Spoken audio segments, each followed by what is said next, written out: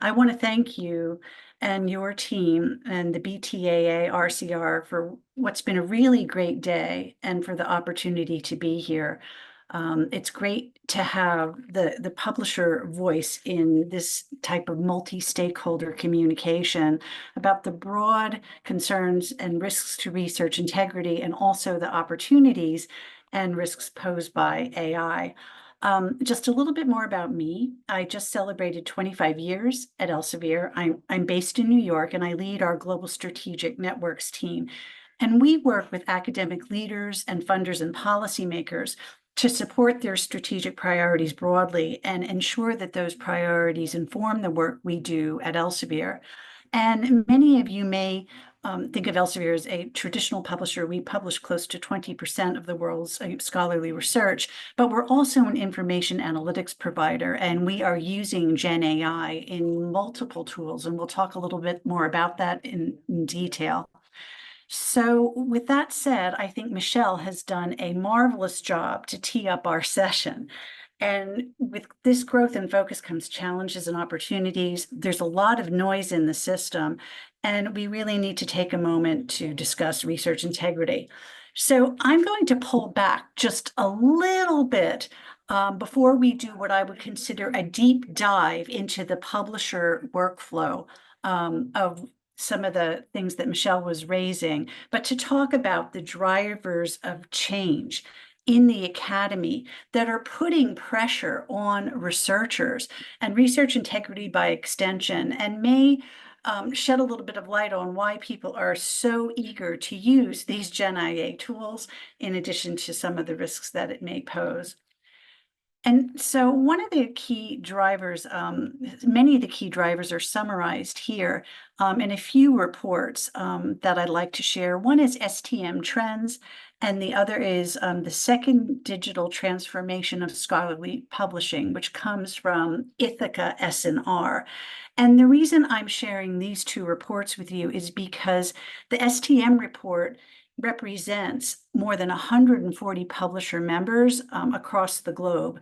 And Ithaca S&R is part of Ithaca. It's a nonprofit NGO that uses digital technologies to preserve and record and advance research and teaching in sustainable ways. So what you're hearing when I share with you that some of these drivers are growth, service, access, and technology is the voice of an industry, as a whole, and not just Elsevier. So with that said, let's look at that first trend, which is really growth. And I think it's worth mentioning that the rise in information has been exponential. No one can obviously read all of the research that is being published right now. So we need Gen AI tools simply to cope. But it also poses a risk with research integrity and bad actors. According to the STM dashboard, which I'm showing here, the compound annual growth rate for all articles, reviews, and conference papers from 2013 to 2023 is 4%. And the number of articles and reviews and conference papers has shown a 47% increase in volume over the decade. And gold OA publications had a growth rate of 18% over the period. Subscription articles grew by 1%. And here's how that looks at Elsevier. Elsevier received almost 3 million article submissions in 2023, and we published over 630,000 new research articles following peer review. And our publications and data represent more than 2,900 journals, and over 1.5 million reviewers participated in reviewing those works. We have 33,000 editors. The global scientific community accessed these articles over 2 billion times across our journal platforms. So what you're really looking at is orders of magnitude, which count for a lot of disruption in the space based on sheer growth. The second thing that I wanted to raise is service provision and infrastructures.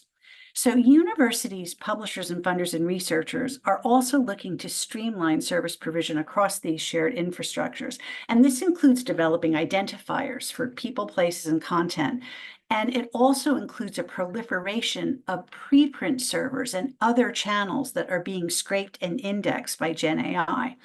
And there's a lot of efficiencies created by these platforms, but there's potential for misinformation. And there's been a lot of discussion today about understanding the sources and the training data that are used in a lot of these channels. We didn't see much mention of Perplexity or Meta today, but those are just a few that are scraping the web and pulling together data from lots of resources on the open web, preprint servers, other data that may or may not be fully vetted and create the opportunity for challenges and misinformation in the result sets themselves. I won't dwell too much on this, but new business models are playing out as well. These dynamics are all playing out as publishers, libraries, and funders, and most important, the researchers try to manage sustainable approaches to implementation of policies that require immediate access to content. You may have heard of some of these models, like Gold, which is immediately available upon paying of an article processing charge, Green, which is available after an embargo period, or Diamond, which is immediately available when funded by a mechanism that does not include the author, but perhaps a funder or philanthropy. This proliferation of access modalities and new providers creates new types of equity and issues related to it. Who pays? If you're an author from the Global South, are you subsidized? Do you have waivers? What are the incentives that are driving you to publish and publish rapidly? And if you do increase publication output, but don't maintain quality, this is a huge risk for the research enterprise and all of those AI providers that are drawing on that, which brings me to AI itself, which is the biggest, last, and most profound dynamic impacting scholarly communication and the rise of large language models and generative AI. We spent all day discussing it, so I won't need to tell you that it's truly transformational. But what I'd like to do is delve into this using the word delve, that came up today, in a little bit more detail and what that means at Elsevier. So Elsevier has been using machine learning, statistical techniques and training with data, and extractive AI, which is designed to recognize patterns, for years. Already, we are using these to analyze hundreds of thousands of journal articles on our Science Direct platform, to support student exam outcomes through HESI, our Health Education Systems Incorporated service, and to understand complex patterns in scientific content through SciVal, just to name a few. AI continues to evolve, and a subset has emerged, generative AI, which uses advanced techniques to create new content from exposure to these huge volumes of data. And it creates opportunities for these higher value and productivity tools for our customers and also our workforce within Elsevier, publishing operations as well. It's not either or, and we will continue to use extractive AI to power analytics and decision tools. And our approach is to facilitate this through a high volume of trusted, quality, peer-reviewed data. And that's of critical importance. This data includes not only journals and books from close to 90 million publication records from 42,000 sources, but also patents, policy documents, clinical trial and drug data, which use a flexible delivery platform to feed products designed specifically for research, administrator, and clinical needs. And it's important to understand that our Scopus AI database, which I'm going to go into more detail, is built on 90 million records from global publishers. We have bilateral agreements with many, most of the world's providers. So what you're looking at is as close as you can get to a corpus of the scientific literature as a whole. In conjunction with our AI development, I wanted to share that Elsevier regularly engage with academic leaders and customers through our own research and consultation. And in 2023 and 2024, we conducted 4 significant studies, all of which are openly available, and I can point them to you later. But we interviewed over 100 academic and funder leaders in partnership with Ipsos in March 2024. We also did an online survey, including attitudes to AI, where we interviewed surveyed nearly 3,000 clinicians and researchers to discuss and look at the incentives and how they're facing the challenges brought about by AI. And what we found was that there's an AI preparedness gap. In our View from the Top report, 64% of academic leaders interviewed said that AI governance is a high priority, but only 23% feel well prepared to deal with this challenge. That's a significant preparedness gap. And when we looked at the findings from our Attitudes in the AI report, we discovered that researchers and clinicians are on a journey from awareness to usage to benefit when it comes to AI. Awareness of AI in general is, very high, critically high. It's important to note that this was done at the end of 2023 into 2024. So you can say that that awareness factor has probably risen exponentially, but relatively few are familiar or comfortable. Notably, 42% of those have ethical concerns about AI, and they cite their top challenge as AI being unable to replace human judgment and or empathy, which is critical, particularly in a clinical setting. I think it's important to just share that Elsevier, along with many in the publishing industry, are really working, towards adopting responsible AI principles. And I feel it's important to just read those to you here. We consider the real world impact of our solutions on our people. We are taking action to prevent the creation or reinforcement of unfair bias. We can explain how our solutions work, eliminating the black box problem, and we create accountability through human oversight, and Angela's going to go into that in lots more detail. We also respect privacy and champion robust data governance. In order to mitigate the risks related to AI, there's an established best practice industry standard called Retrieval Augmented Generation, otherwise known as RAG. And this is what we have used for all of our Gen AI products for search. It defers the application of the large language models to only potentially two endpoints. And one is to understand the query, and the second is to provide the summary of an answer, highlighting the key elements of that answer with direct references to evidence. The retrieval of the relevant snippets is materialized by what we call vector search. This is the use of deep neural networks to represent text in a dense vector space and applying semantic search, often combined with lexical search, in order to surface the most relevant pieces of text that answer that question. We're using OpenAI's large language model, or LLM, hosted on a private cloud provided by Microsoft Azure. I think it was interesting in the last presentation, somebody was raising the issue of these sort of proprietary areas, for Gen AI at institutions. So Michigan, Harvard, Columbia, other institutions are also creating trusted environments in which to deploy Gen AI, and this is an example of one. We have an agreement in place with Microsoft that ensures all data is stored in a protected and private environment exclusive to us and not shared with other parties. And this is an important feature of our implementation designed to provide privacy and peace of mind to everybody that is using these tools. So here are just some of our key initiatives that have either been released or are about to be released and that are using Gen AI. And today I wanted to talk particularly about Scopus AI. It sits at the nexus of input and output of the researcher workflow. And one example of how Elsevier is deploying LLMs is to accelerate and enhance the research process. I'll share this for awareness and just move on.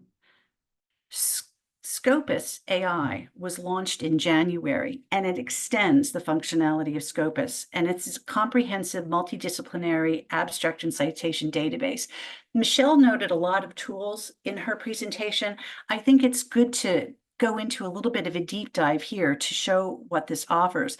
We kept hearing that researchers were asking for help to navigate the increasing volume of research articles and learn about new research areas. This was especially true for those working across disciplines.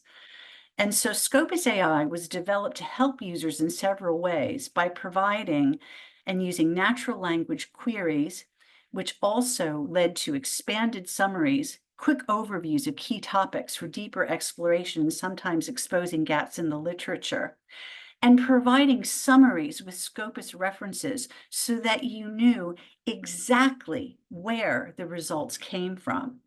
And it also offers an opportunity for deeper search, but it allows users to understand exactly the source data while plotting it onto a knowledge graph.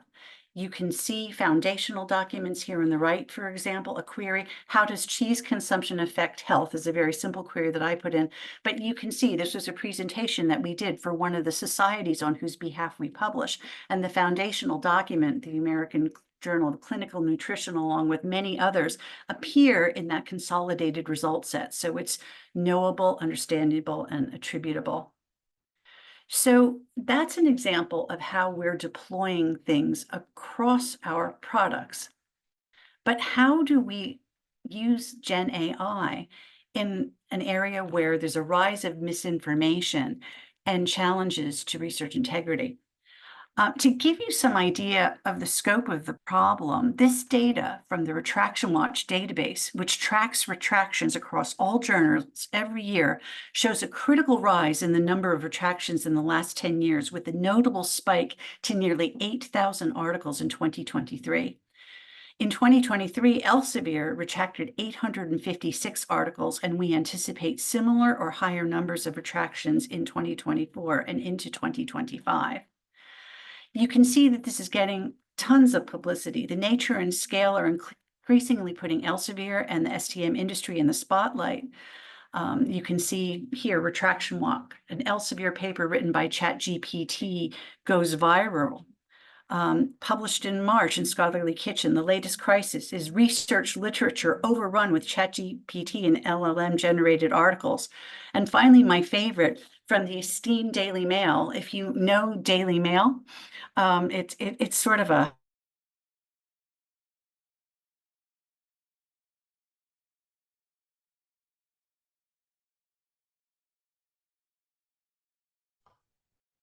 I fear we might have lost Anne.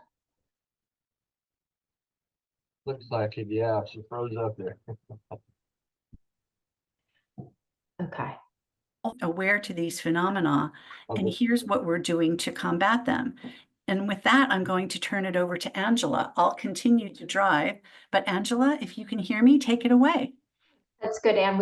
You cut out on the Daily Mail part of things, but I think we can pick up. Okay, you think you got from the here. gist. So hopefully the internet stays stable and you can keep navigating these slides through for me. Got it. Okay.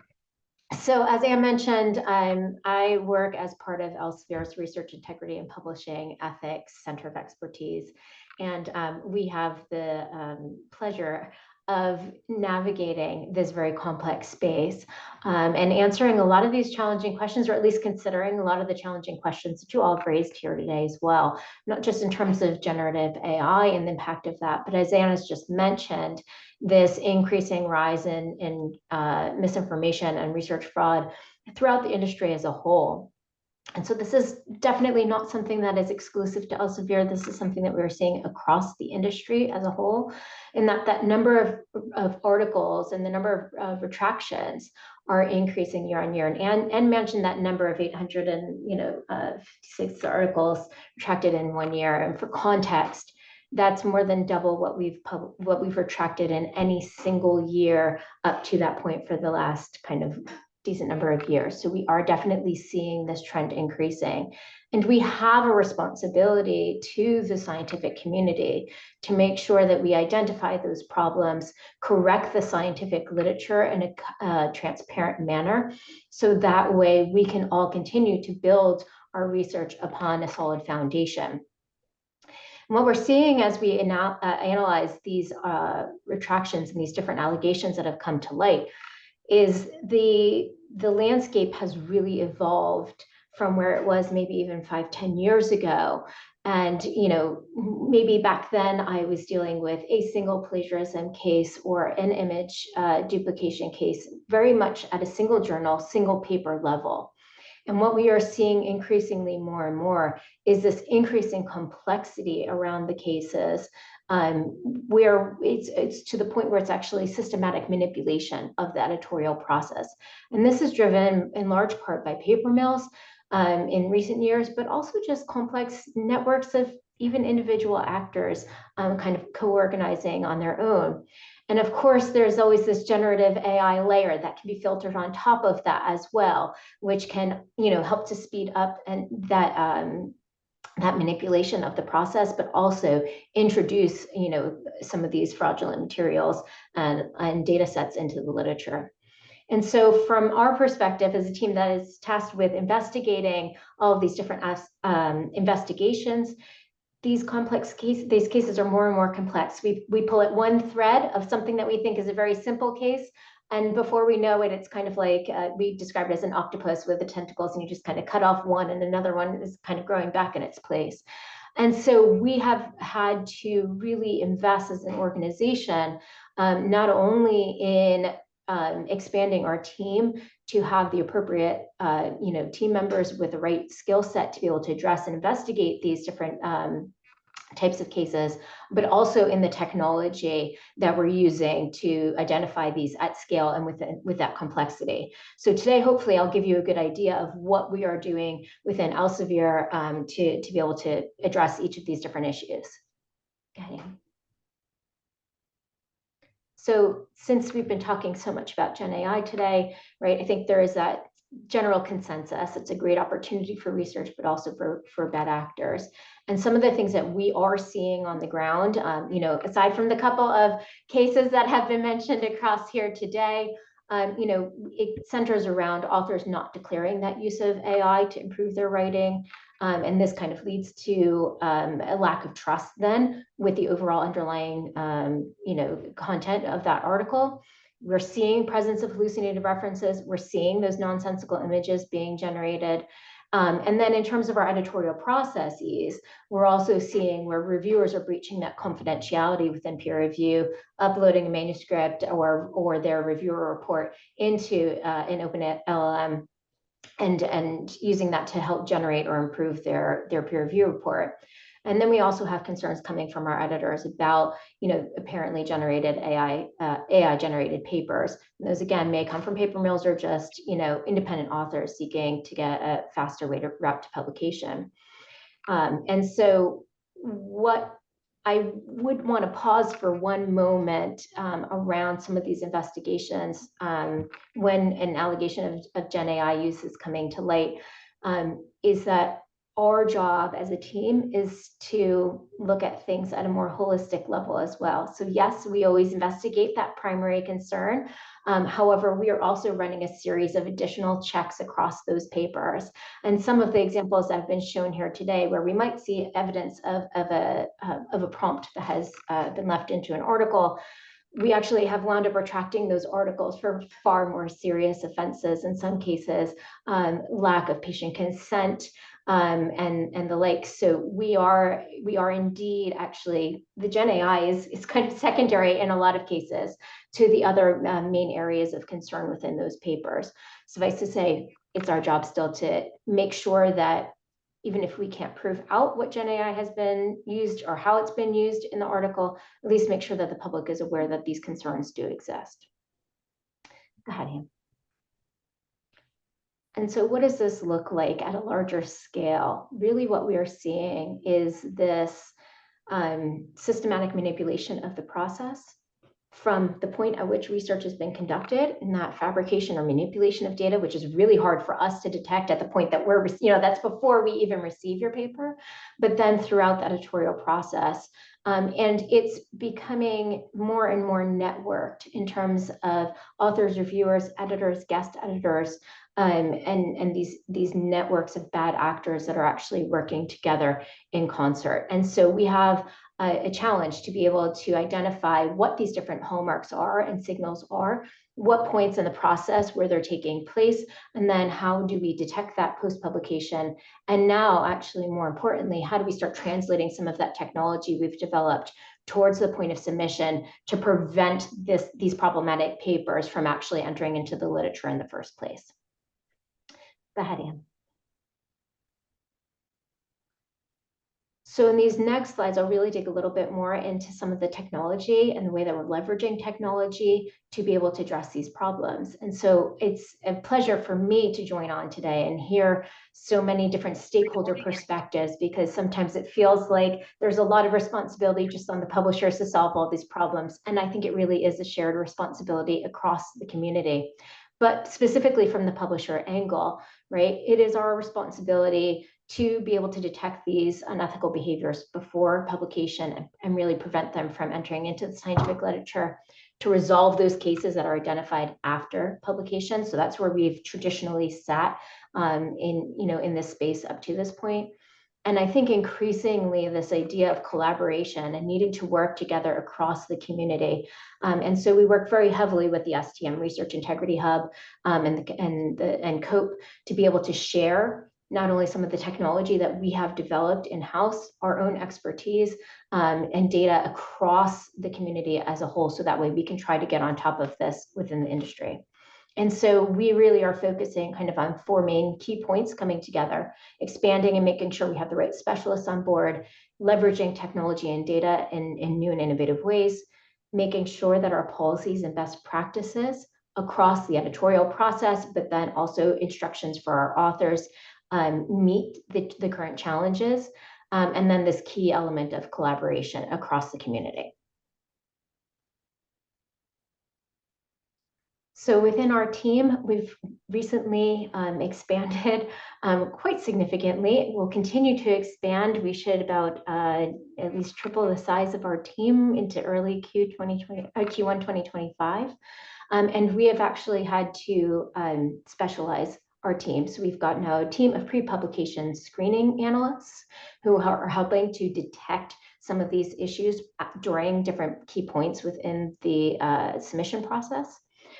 We have our investigative team, which continues to support our publishers and journal editors with all of those post-publication allegations of ethical misconduct. We have a data ethics insights team, which is critical to our ability to be able to investigate any of these cases, especially those at scale.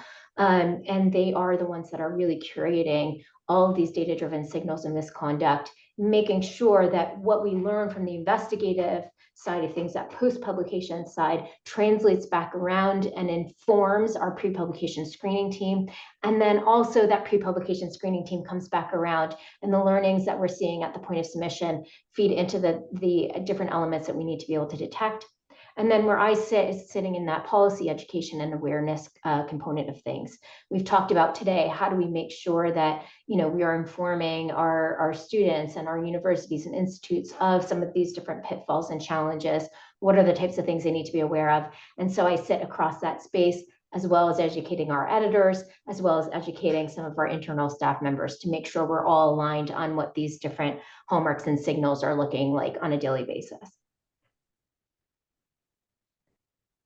And so our three kind of main missions within the integrity and publishing ethics team are to resolve those post-publication cases, detect unethical practices, and then raise that awareness. And we do this not just within our team that I just mentioned, but also working very closely with our data science colleagues, with our tech colleagues, and with our submission platform systems, with our legal colleagues, with our global communications colleagues. So it really is a joint effort, and it cannot happen without all of those different groups being involved. So where are we at right now? Technology is the biggest facet of this, in addition to growing our team. And what we have been working very hard in the past 18 months to 2 years is in developing out the ability to identify what these different signals of misconduct are. And that is come into place with our editorial process integrity checker that is currently live. That was expanded as we started digging more and more into these cases. We said, oh, now we need to actually expand this and figure out where these different networks of bad actors are coming into place. So we're prototyping network mapping. We're also able to look at some citation dashboards and identify where different beneficiaries are coming in. And we are now translating that over to our pre-publication screening in the form of check integrity. So these technologies typically center on person integrity, peer review integrity, editorial integrity, reference integrity, and that you're okay, Anne. It was on the next slide. Okay, too. no worries, I'll move on. You're fine, you're fine. So what this editorial process integrity checker is looking for, we are ingesting information at the paper level. So looking for those nonsensical or tortured phrases, looking for things like large-scale authorship changes, additions, and removals at different stages in the process, looking for things like citation manipulation. We're combining that with the knowledge we gain from looking at the editorial process within Editorial Manager, where we are able to identify simultaneous and duplicate submissions, where we're able to look for hallmarks around peer review manipulation, and just making sure that the process itself is upholds. And then combining those two signals together, where we're seeing these overlaps in authorship changes and citation manipulation and peer review manipulation, and uncovering those networks of individuals who may be working together to game the system. This technology is very robust. At this point, we've run it in over 3 million articles. It can process 7,500 papers per hour. So it does allow us to complete these investigations at scale. Now, when I say complete investigations, that's maybe a little bit misleading. We're able to identify the signals at scale. It still comes back down to that human side of the process. So basically, we think of this tool as a lead generator for us. And it really allows our team to hone in on what are the different pieces of information that we need to vet. Some of these signals, as they stand by themselves, are not necessarily enough for us to be able to take corrective action on the paper. However, when we see combinations of these signals coming together, we're able to start to piece together a bigger part of the story, and we are able to then go ahead and take whatever correction action is needed. And so this will continue to be developed out. We've got over 30 signals in place at the moment, another 100 and some odd under development and vetting at the moment. So it is this constantly evolving process. And as I've mentioned, we're now taking some of those very robust signals. We know where there are key places of manipulation that are happening, and we know at which points in the process those are taking place. And we are translating that over, all those signals over to the point of submission. And so what we are developing with our check integrity tool is to basically take in all the information at the point of submission, screen at those key milestone points, identify where there's an issue, and our screening analyst team will be able to go in, assess those flags based on our policies, based on established workflows that are all compliant with industry standards, and then either escalate those to the editors to proceed with caution. Where we need scientific input, there's a difference between scientific input and procedural input. So scientific input, making sure we have that editor buy-in, and that they can make an informed decision then about the paper moving forward. But hopefully in the process, we'll be able to reduce out some of this noise that winds up being generated, and allow our editors to go back to really putting the focus on the science at hand. At the moment, right, there's a bit of that sense of overwhelm in trying to evaluate the science, as well as staying up to speed with all of these different hallmarks, which, from an editor's perspective, sometimes at the paper level, at a single paper level, are very hard to actually identify. It's not until we start putting that data together across a journal or across multiple journals where we're able to actually identify some of that paper mill activity coming out at scale. Go ahead. And so, as I mentioned before, right, we see this very much as a feedback loop within the organization. We need to be able to learn what we're seeing post-investigatively, and a lot of times that's looking back retrospectively. So we're investigating articles that may have been published in the past 2 or 3 years, and then seeing where those trends kind of differentiate. We saw a drop off in tortured phrase use. We're seeing an increase back now again in tortured phrase use. So we are monitoring those trends based on the data that we're collecting.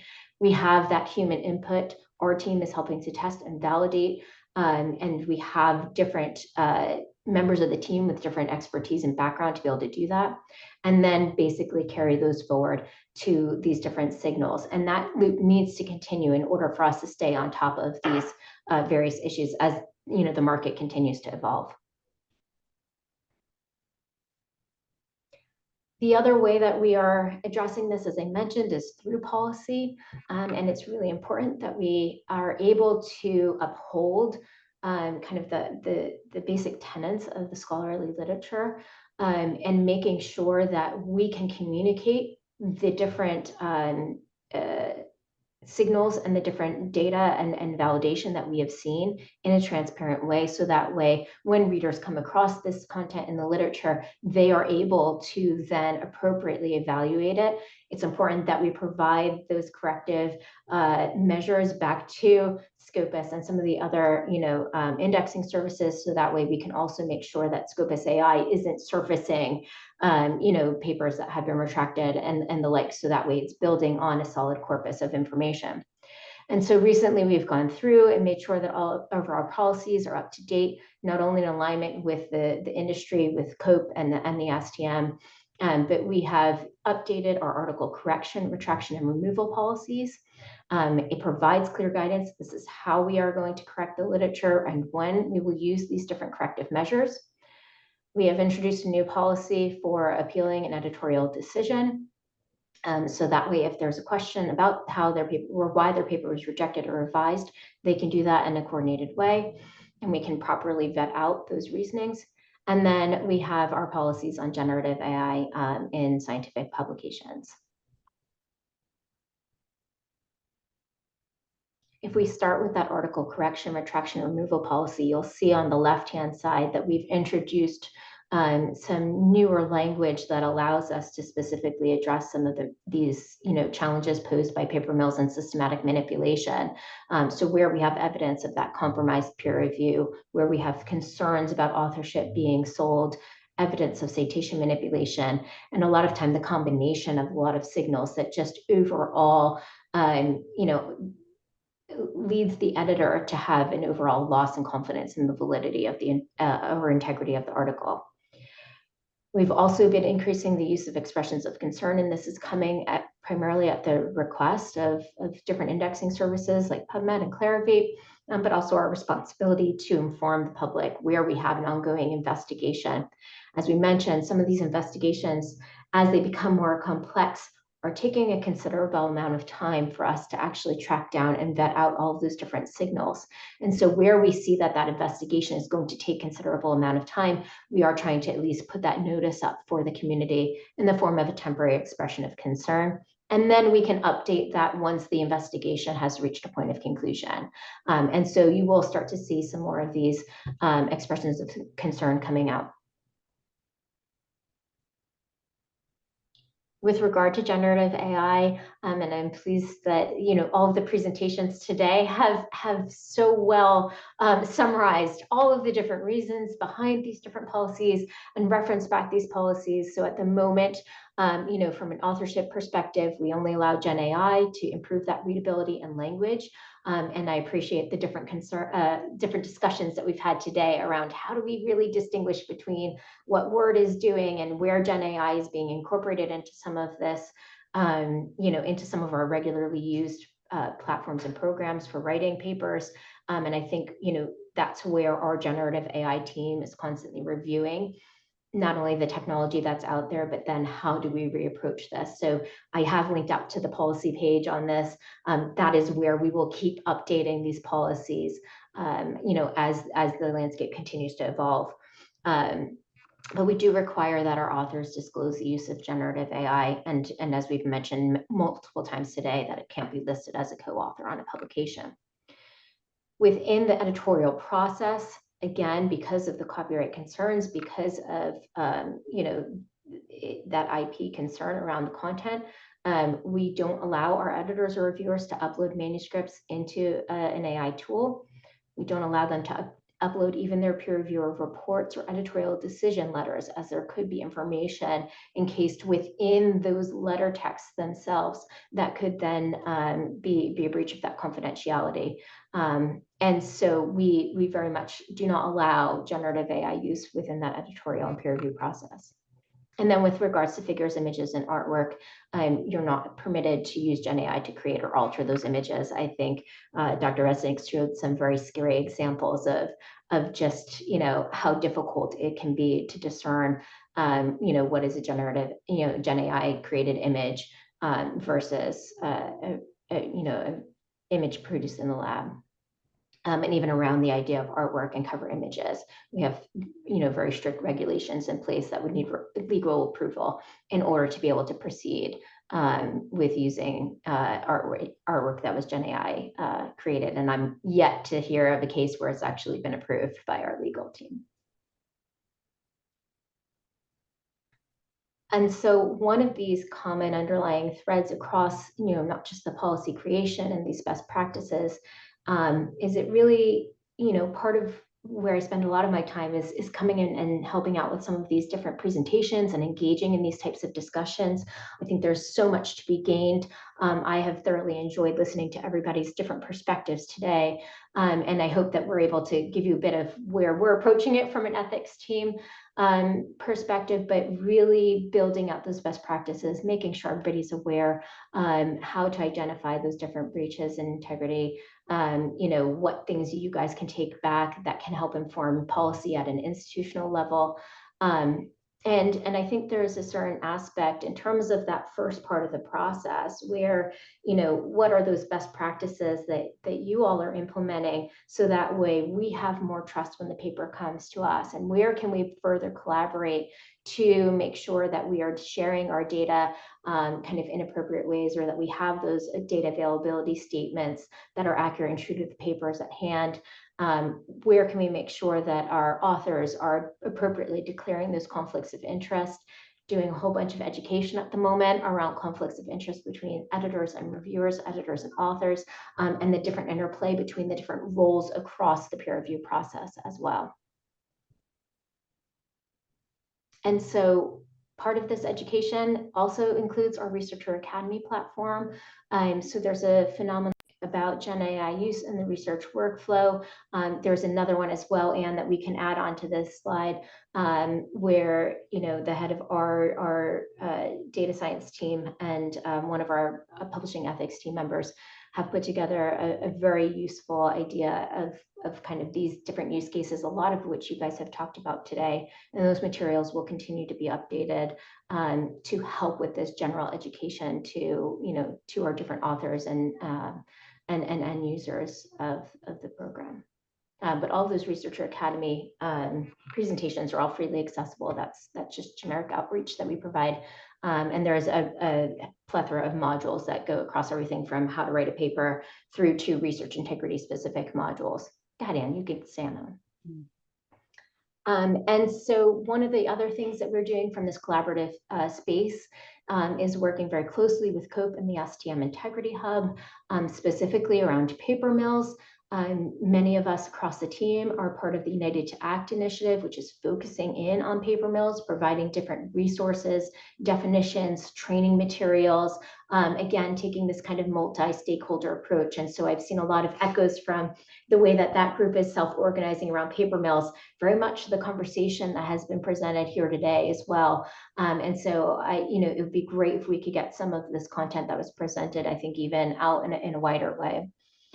The STM Integrity Hub, we work very closely with them. There are a couple of tools that are under pilot at the moment. So they have a paper mill detection tool, which is publisher agnostic. You can upload a bunch of papers into that tool and it will turn back different hallmarks. Where the tools that we're developing in-house differ is that we have the benefit of using our editorial process data as well to really be able to look at a different level than just uploading a paper in and seeing if there's signals of tortured phrases and the like.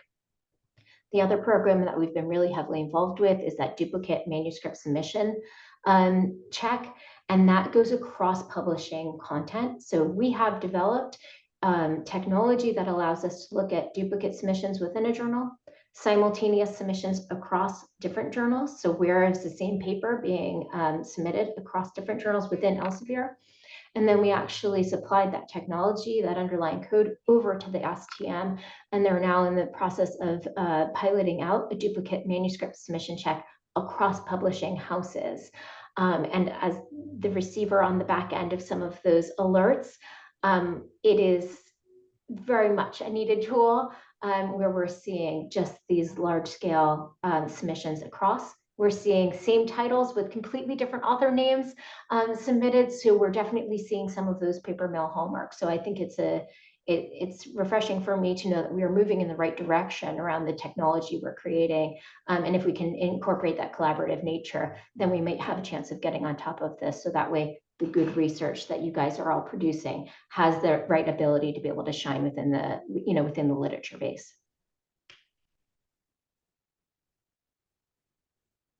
And so I think that pretty much is the wrap up that we have. It looks like we've got a couple minutes left for questions. And I'm going to turn it back over to you, but suffice to say, really, this is a shared responsibility. And so thank you for allowing us to be part of this conversation today. And yeah, and I think you had a last closing remark on this. Yes, thanks, everyone. I really appreciate the opportunity. Thank you, Angela, for that detailed look at what we're doing as part of the editorial workflows and Gen AI's role within it.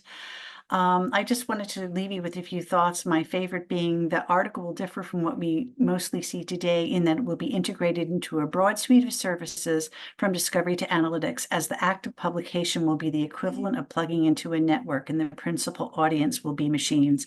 That comes from the reports I mentioned earlier. So with that in mind, thank you so much from both of us. And thank you, Greg. And I'm going to stop sharing and I can now see you all. Really appreciate that. And thanks so much for your time. And Are you still hidden away at the airport there somewhere? well, can I tell you, the thing about being at the airport is you can't choose your lighting, right? So Oh, this yeah. is, I'm in this otherworldly pod, and I hope the background noise wasn't too extensive either. There is a closed door, but I can hear a lot of things going on behind me. So. No, it's very fine. Thank you both very much. That was really educational and informative for us. I have a couple of questions I'll just start with. Could you, I know I really appreciate the comment about the shared responsibility, because I fully agree with that. But let's just say your detection methods identify a manuscript that's basically largely written by AI. The data are not necessarily fabricated, but the article itself, if the large chunks of it, large components of it would be generated, not by the author, but by this electronic, this AI. First of all, would you treat that as a case of plagiarism? And secondly, what steps would Elsevier take at that point? Let's just imagine this is on the pre-screening end of things, not on the published end of things, but the pre-screening thing. So first off, would you consider it a detrimental research practice or research misconduct and a kind of plagiarism? And the second part is, what would be your next steps? Sure. So I think there's potentially less concern about plagiarism unless we're seeing where that text has been used in other places, right? I think where we would start with is acknowledging that it is breach of policy at the moment, because it goes well beyond that idea of just using this to improve the language and readability within the paper. And that's really where the confines within writing start and stop for us. So I think until that policy were to be revisited, at the moment, I would recommend to the editor and say, pre-submission or pre-acceptance, how much do you trust the content? And especially if that author has not disclosed that they've used AI in that way, then I think we have big concerns, because it just undermines that level of trust. I think where authors are disclosing it, we can certainly engage in that conversation more, but I think it still really has to go back to that policy level of, is it used beyond just the idea of language polishing at the moment? And if that's the case, then it would be a breach. So that would be enough for us to be able to retract the article as well. And Greg, you can judge from the response that Angela gave just how, human capital intensive this is becoming, despite the fact that we have machines. So when Angela said that a few years ago, there were 3 to 6 people working on this, what is the goal, Angela? We're going to have 130 by next year. The Elsevier workforce is only about, between 8,000 and 9,000 worldwide. So to have, more, several hundred people working on just these issues tells you that we haven't ironed out everything. And it's important also, I think, to treat, assume good intent, I guess, and to do that, takes time and individual investigations. And then there's also institutional responsibility on the other end. We can adjudicate the paper. We can't necessarily adjudicate the individual, right? And that's Right. where it gets sensitive. So you give the editor the choice to reach out to the author, in my example, with some Mhm. kind of inquiry, or just, reject it for whatever the reason is without Well, review. I think if say it hasn't been disclosed and a reviewer brings it to our attention, right? Yeah. Just the way the tone is of the paper, maybe we see some of these different, kind of little hallmarks coming through and we have suspicions. At that point, we would go back to the authors and say, listen, there's concern around the use of generative AI, and can you, let us know exactly to what extent have you or have you not used this? We could ask for additional validation around the prompts that were used to be able to really get a better sense and idea of how much and where and which parts of the paper it was used. And so I think we would take all of that under consideration before making a decision. Equally, it's editorial independence at the core fundamentals. So, if that editor really says there's suspicion of this, they're within their rights. What I'll say is 9 times out of 10, when we're looking at something that's Gen AI, where there's concern of a Gen AI use, regardless of how big or small it is, there's typically always something else going on too. And so, I think that's where we're not just relying on any one signal. Unfortunately, what we are seeing are multiple different signals and hallmarks that are coming into place. And so, so I think there's most often something else that, the paper may be rejected for another reason. That may be an underlying concern, but there could be a scientific reason, as well that would accompany that. Sure. Nice. We have a two-part question in the chat here. Do you somehow flag the authors whose papers have been retracted? And the second part, is it possible to share that information across publishing platforms? So this has been a big sea change within our industry over the past few years. I will say, 5-10 years ago, when I was in more of a publisher role and overseeing a suite of journals, we very much encouraged our editors, no, you can't have a block list of authors. That's not allowed. We have to allow the authors to be able to submit. We can be very, careful about how we're evaluating those papers. Whereas we would see the role of an editor or the role of a reviewer as more of a privilege. And I think with the advent of paper mills and just fake identities swirling about, there's been a change within the industry to recognize that no, these systematic bad actors should be held accountable for that. So we are in the process of developing our own internal processes to be able to escalate individuals of concern based on proven out misconduct, and to identify how we can prevent them from submitting within the journal. Now, I say that, and it's a very flat statement. There's a whole matrix behind the back end of that has gotten legal sign off in terms of, in some cases, do you prevent them from submitting to just that one journal? Do you prevent them from submitting across multiple journals, right? So we are looking at this from a multifaceted point of view, making sure that we have all the right auditing in place for that. I think there's a concern that, if someone were to be, blocked at a certain level, right, because of one instance, what's not to say that they couldn't change that behavior? And so at what point do you go back and give them another chance, or, depending on the level of severity of that case? So I will say it is something that the industry is moving more towards being accepting of. And as part of the STM Integrity Hub, there are initiatives that are looking into cross-publishing house watch lists where we can share that information across. That is something that Elsevier's legal and data protection teams have been very heavily involved with in terms of developing out what all of those different policies and practices will be.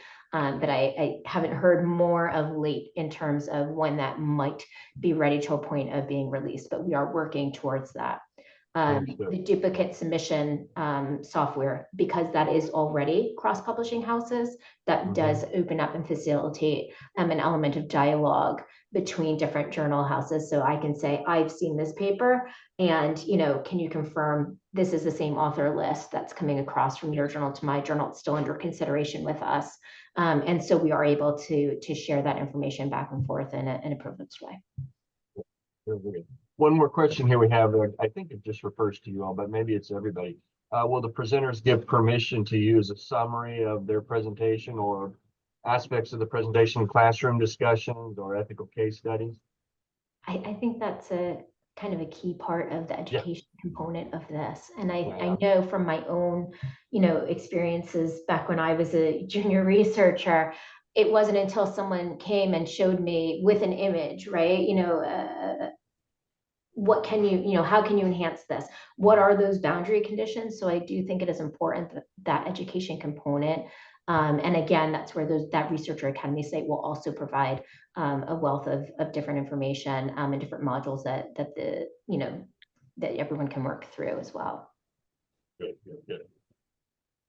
Okay, well, we're up on time here. I want to thank you both again for taking the time to present to us, share your expertise, your ideas. It's been very, very educational for us and informative for us to learn about things from your perspective and some of those tools that you guys are developing to try to tamp down some of this bad behavior, that's probably going to continue to increase, but also I think emphasizing how it's important to share this knowledge and this information more broadly outside of Elsevier out to the community, because it benefits everybody with having that additional information at hand and ways that all of us can kind of combat some of this bad behavior. Yeah. So thank you very, very much. Thank you. For having us. Thank you.